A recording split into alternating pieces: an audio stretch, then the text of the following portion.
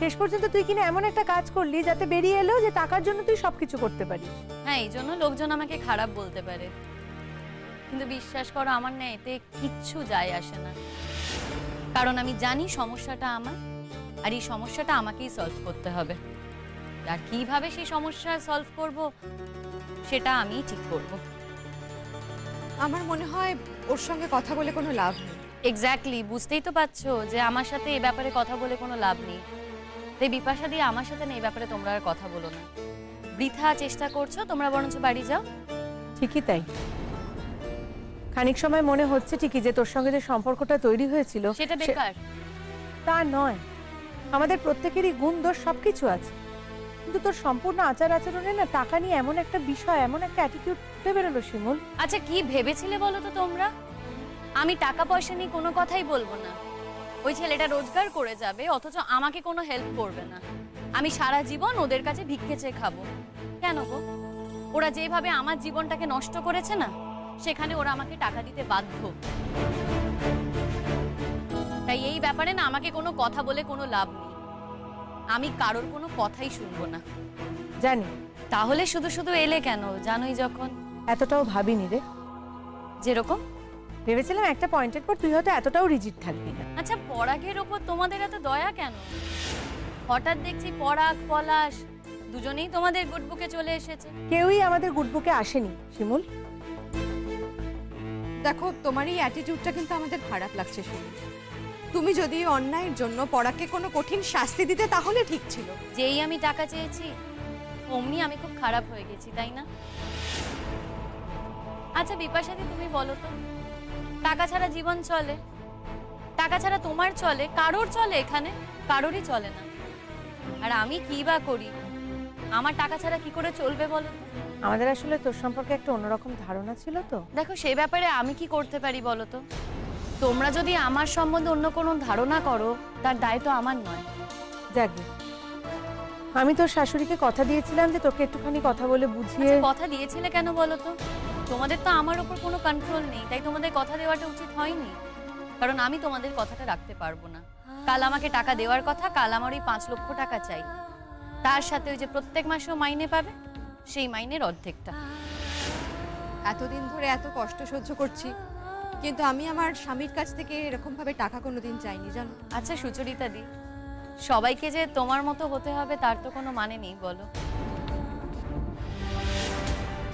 সবাই তো তোমার মতো মহান হয় না। मुझे लग रहा था कि তুমি अगर खुद इनकम করবে তো সেটা তোমার জন্য অনেক ज्यादा রেসপেক্টেবল হবে। হ্যাঁ দেখো, সবাই যদি নিজে রোজগার করতে পারে তাহলে তো কোনো সমস্যাই হয় না।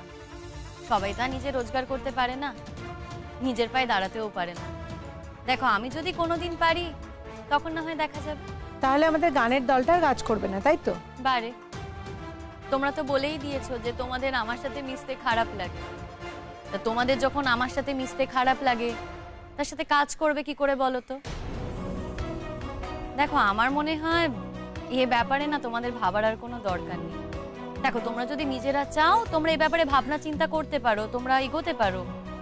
আমি এই ব্যাপারে তোমাদের কোনো বাধা সৃষ্টি করব না। ডিএম ম্যাডাম কিন্তু তোমাকে দেখেই কাজগুলো দিয়েছিলেন শিমুল। হ্যাঁ, তাতে কি হয়েছে? এখন তোমাদের দেখে দেবে। আমি কি ওনাকে বলে আসবো যে আমি টাকার ব্যাপারে বেশি ইন্টারেস্টেড, এসব সংস্কৃতি ব্যাপারে নয়? क्या हुआ শিমুল? কিচ্ছু হয়নি, কি আবার হবে বলো? আমি বুঝে গেছি, জানো তো, এই জীবনে না টাকা ছাড়া কিচ্ছু চলে না। যাই হোক, আমাকে এবার বেরোতে হবে। কোথায় যাচ্ছ তুমি? কি আশ্চর্য, আমার কি কোনো কাজ থাকতে পারে না? পারবে না কেন? নিশ্চয়ই পারে। তাহলে বরঞ্চ আমাকে আমার কাজটা করতে দাও। তোমরা তো আমার বাড়ির দিকেই যাচ্ছিলে, যাও না, যাও। মা আছে, পুতুল দি আছে, ওদের 2 ভাইও আছে। আর মাকে গিয়ে বলো যে তোমরা চেষ্টা করেছিলে, কিন্তু আমি এতটাই রিজিড যে আমি তোমাদের কোনো কথাই শুনিনি। যাই হোক, তোমরা বরং আমার বাড়ির দিকে যাও, আমার একটু তাড়া আছে, বেরোতে হবে। আমি আসি।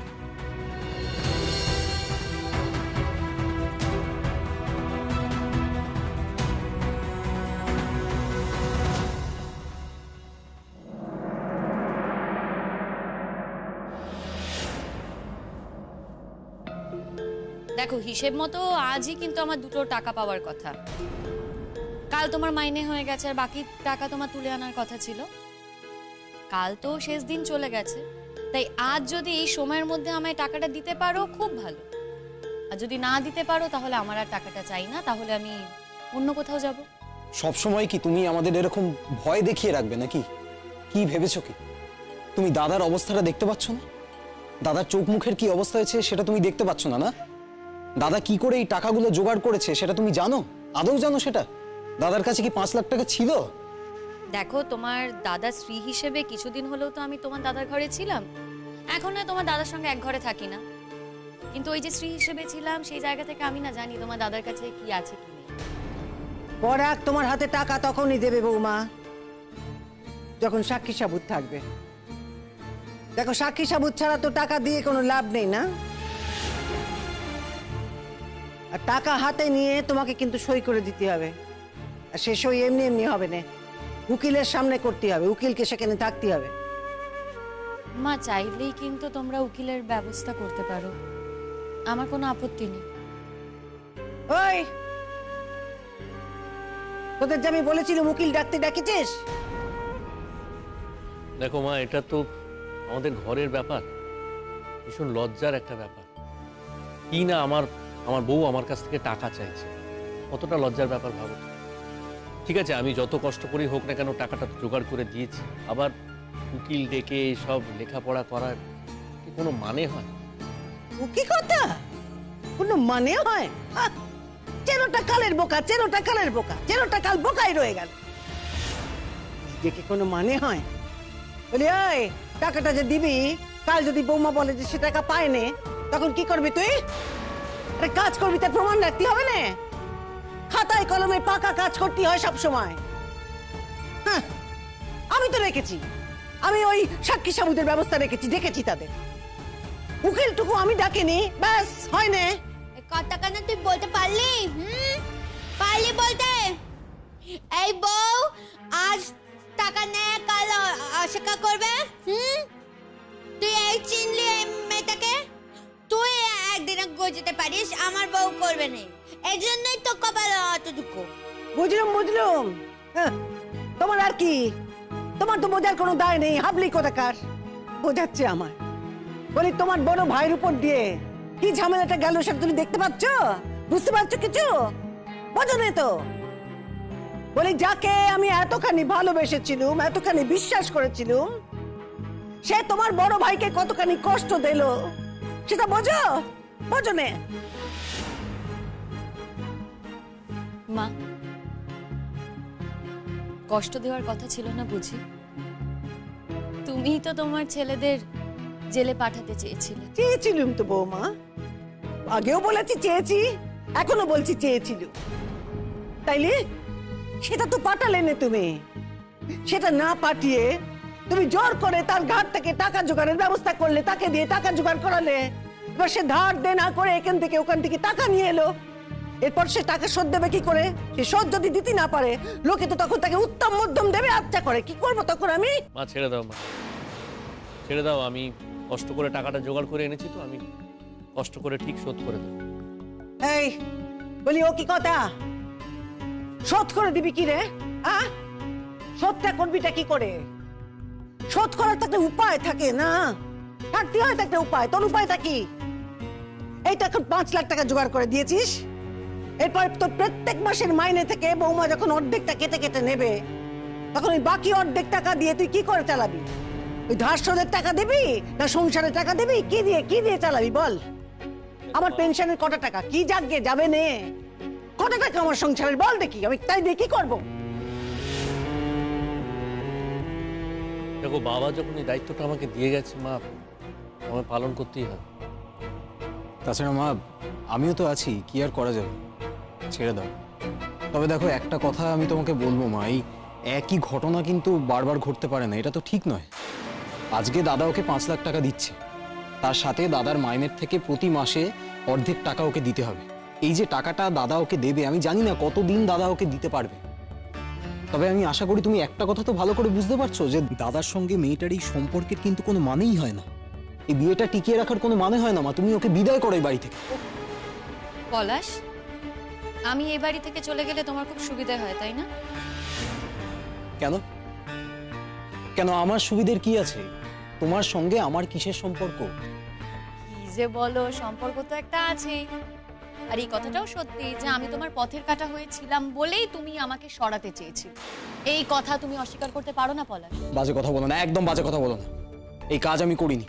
ইনফ্যাক্ট তুমিও পুলিশকে বলেছো যে এই কাজ আমি করিনি। এখন যদি তুমি গিয়ে পুলিশকে আবার বলো যে এই কাজটা আমি করেছি, তাহলে ওনারাই ভাববেন তুমি ইচ্ছাকৃতভাবে আমাকে বদনাম করতে চাইছো। তাই নাকি?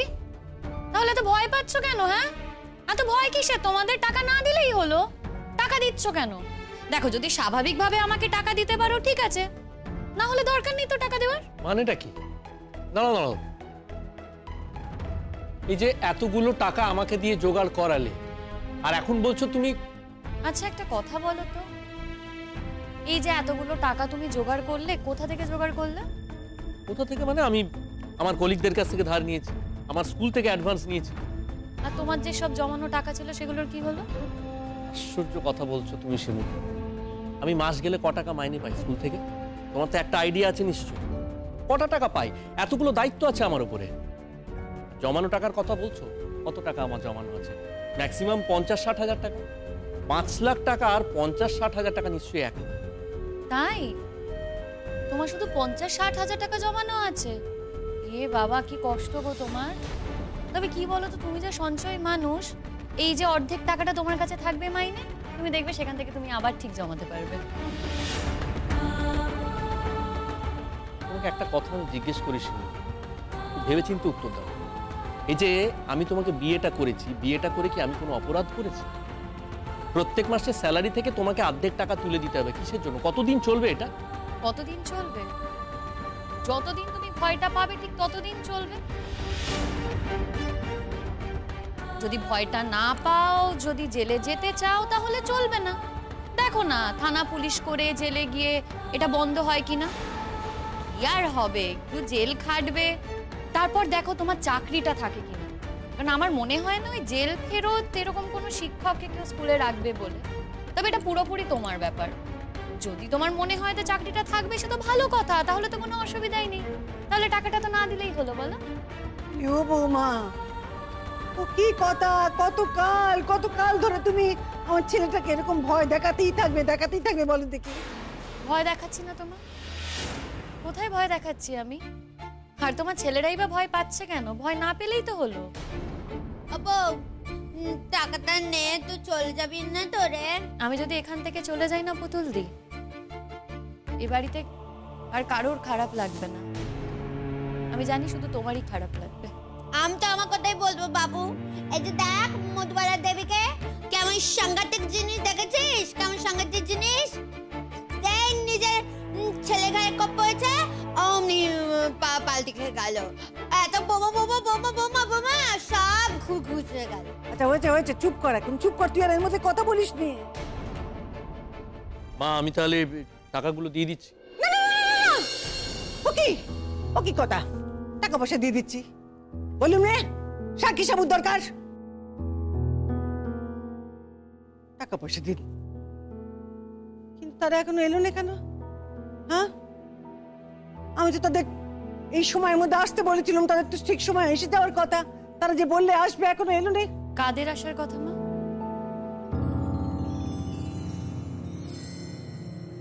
দিদি, মা,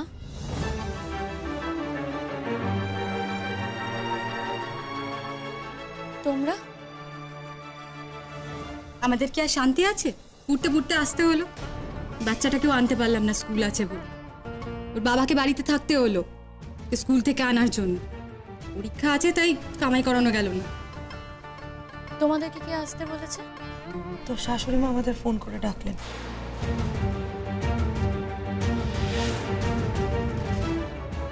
আমাদের মুখ আর কত পড়াবি শিমুল? হ্যাঁ, কি হয়েছে তো? কি করছিস এসব? যে মানুষটার সঙ্গে তোর কোনো মনের মিল নেই, যার সাথে থাকবি কি থাকবি না সেটা ভাবছিস, সেই নিয়ে কথা বলছিস, তার কাছ থেকে হাত পেতে টাকা নিচ্ছিস, তা আবার জবরদস্তি করে ভয় দেখিয়ে। কি করব বলো মা? ভয় না দেখালে যে টাকাটা পাবো না, তাই ভয় দেখাতে হলো। কি করবো বলো, টাকাটা খুব দরকার। শিমুল, তোর এত টাকার কিসের দরকার? তুই তো এরকম এনো শিমুল। কি করবো বলো ছোট বৌদি, বিপদে পড়লে সবাইকেই বদলাতে হয়। জীবনের সবকিছু এত বদলে গেছে, জীবনের গল্পগুলোই বদলে গেছে, তাই না বদলে আর কি করবো বলো। আচ্ছা আমি না সত্যি বুঝতে পারছি না, তোমরা এলে কেন বলো তো? হ্যাঁ, বিয়ে দিয়ে দিয়েছো তো আমার, কিসের দায় তোমাদের? আমার শাশুড়ি মা তোমাদের ফোন করলো, অমনি তোমাদের চলে আসতে হলো, ইগনোর করলেই পারতে। ও, এখন কি করব না করব সেটাও তোমার সাথে পরামর্শ করে করতে হবে? তাহলে আর আমায় দোষ দিও না। তোমার মাকে কখনো ডাকতে হয়েছে আমাদের জন্য বাপের বাড়ির লোককে? ভেবে দেখেছো কখনো? আচ্ছা আচ্ছা, আপনারা বসুন, আপনারা প্লিজ বসুন। না বাবা, এমনি মেয়ের জন্য মাথা কাটা যাচ্ছে বারবার করে, আর বসার দরকার নেই। যদিও তোমরা যে কাজটা করেছিলে সেটা কিন্তু আমরা ভুলে যাইনি, আমাদের যথেষ্ট মনে আছে। আমরা? আপনি কোন কাজের কথা বলছেন?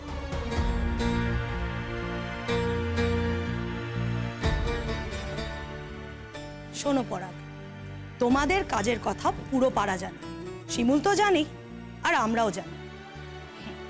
শিমুল কিন্তু তোমাদেরকে বাঁচিয়েছে, তবে তোমাদেরকে বাঁচাতে গিয়ে যে শিমুল তোমার থেকে টাকা নেবে সেটা আমরা জানতাম না, আর ওর এই ব্যবহারে তীব্র প্রতিবাদ আমরা করছি। শিমুল না খেতে পেয়ে মরে যেত, কিন্তু তোমার থেকে টাকা নিয়েও যদি খাবার খায় সেই খাবার ওর সহ্য হবে না, বুঝেছো? আর শিমুল, আমি তোকে বলছি, তুই কি এইভাবে টাকা নিয়ে একজন অপরাধীকে ক্ষমা করে দিতে পারবি? আরে তুই পুলিশের কাছে যেতিস, ওর নামে কমপ্লেন করতিস, কিন্তু তুই ওদের নামে করা কমপ্লেনগুলো তুলে নিলি কেন?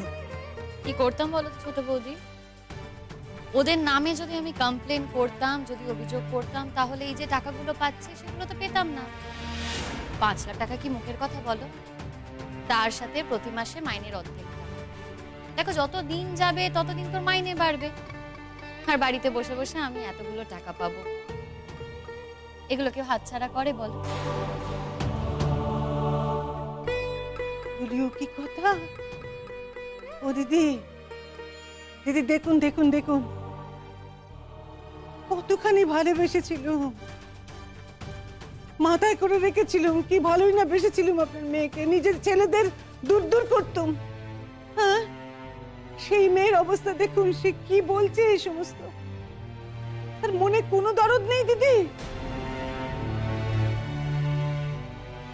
দেখুন কি করেছে, ছেলেটার কাছ থেকে এতগুলো টাকা আদায় করবে বলে তাকে জোর দিয়েছে, এবার ছেলেটা ধার দেনা করে সে সমস্ত টাকা জোগাড় করেছে। বেশ জোগাড় করেছে, সে টাকা সে কোত্থেকে শোধ দেবে কেউ জানে না, কি চাপটা যে তার উপরে যাবে কেউ জানে না। ওর কোনো চিন্তা দেখতে পাচ্ছেন, কোনো দুঃখ দেখতে পাচ্ছেন তার জন্য নেই। আর কি বলবো আপনাকে, এই যে মাসে মাসে মাইনেটুকু পাবে না, সেই মাইনে থেকে আবার অর্ধেক টাকা ওকে দিয়ে দিতে হবে। বলুন তো, আপনি বলুন কি করি হয় এটা? তোমরা বাবু যে চাই বলো না কেন, আমার বউ কোনো অন্যায় করতে পারেন না, ব্যাস আমার বাবার উপরে আমার অনেকই বিশ্বাস আছে। তোকে যে যাই বলুক বউ, আমি তোকে একদম ভুল বুঝিনি, একদম বুঝিনি। তুই যা করছিস সবকিছু ভালোর জন্য করছিস। তুমি না সত্যি খুব বোকা গো।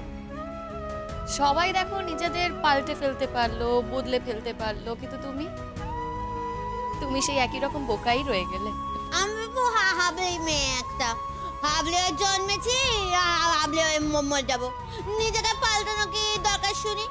চাই না বাবু নিজেকে পাল্টাতে।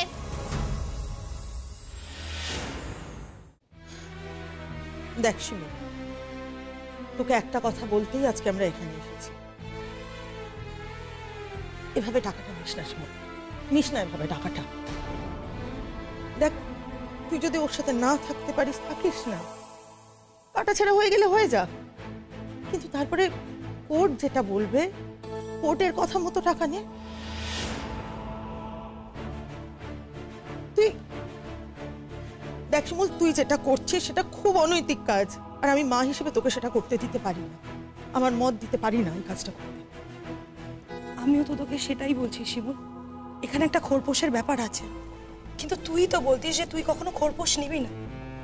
সেই মানুষটাকে তুই পছন্দ করিস না, যাকে ভালোবাসিস না, যাকে দু চোখে দেখতে পাস না, তোদের কোনো মনের মিল নেই, তুই তার থেকে খোরপোশ নিচ্ছিস। আমি মানছি তোর অধিকার আছে, এই মানুষটা তোর জীবন নষ্ট করে দিয়েছে, তাই জন্য তুই কোর্টে যা, তুই কোর্টে গিয়ে নিজে ডিভোর্স ফাইল কর, কোর্টকে বিচার করতে দে যে তুই কিভাবে টাকা পাবি। কিন্তু তুই এইভাবে ওকে জেলের ভয় দেখিয়ে টাকা নিস না শিমুল। সবকিছু তো একটা নিয়ম আছে, তুই নিজের নিয়ম তৈরি করতে আসিস না। তুই কি করছিস এসব? অনেক কিছুই তো করলে শিমুল। তোমার মা ছোট বৌদি তোমাকে প্যাম্পার করেছে ঠিকই, কিন্তু আমরা তো তোমাকে ভালো কথা বোঝানোর চেষ্টা করেছি। তোমাকে বোঝানো যায়নি কেন বলো তো? কারণ চিরকালই তুমি অনেক বেশি বোঝো। সেই পালে বাতাস দিয়েছে তোমার ছোট বৌদি আর মা। দেখো শিমুল, তোমাকে এখানে একটা কথা বলছি, আমাদেরকে না আর অসম্মান করো না। এই টাকার জন্য তুমি কতটা ছোট হবে আর কত নিচে নামবে তুমি। বড় বৌদি, এটা তো আমার সংসারের ব্যাপার, তাই প্লিজ এই ব্যাপারে তোমরা কেউ কথা বলতে এসো না। আর দেখো, তোমাদের কিন্তু আমি ডাকিনি, আমার শাশুড়ি মা ডেকেছেন, তো ওনার সাথে কথা বলো। আমার ব্যাপারে প্লিজ ইন্টারফেয়ার করো না। যা কথা বলার ওনার সাথে কথা বলো, কারণ উনি তো ডেকেছেন তোমাদের। বলছি, আর কতক্ষণ অপেক্ষা করবো গো? অনেক তো হলো, এবার টাকা পয়সা যা আছে সব মিটিয়ে দেওয়া হোক।